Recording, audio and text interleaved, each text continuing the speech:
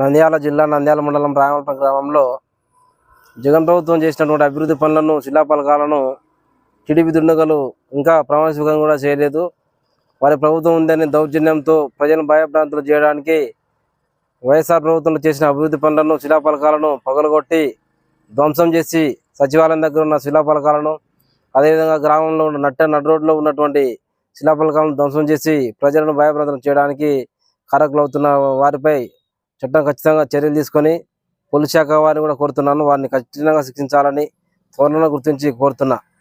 నంద్యాల జిల్లా నంద్యాల మండలం రాయమాలపురం గ్రామమైన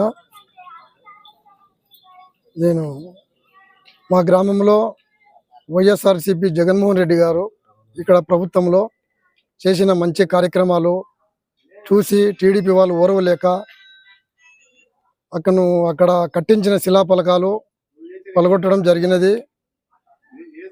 ఎందుకంటే మన గ్రామం అభివృద్ధి కొరకు మనం పోటీపడి గ్రామం డెవలప్మెంట్ చాలా, కానీ ఇట్లాంటి చిన్న చిన్న చిల్లర వ్యవహారాలు చేసి గ్రామంలో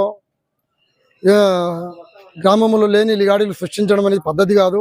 ఎవరైనా ఒకటే, మాకు వాళ్ళకు కూడా ఎటువంటి ఇంతకుముందు కూడా ఎప్పుడు కూడా విభేదాలు అయితే లేవు. వాళ్ళు ఎందుకో ఈ విధంగా వాళ్ళ మనసులో ఈ శిలాఫలకాలు పనదగడం అనేది ఎందుకు ఇట్లా ఆలోచన చేసినారో నాకైతే తెలియడం లేదు.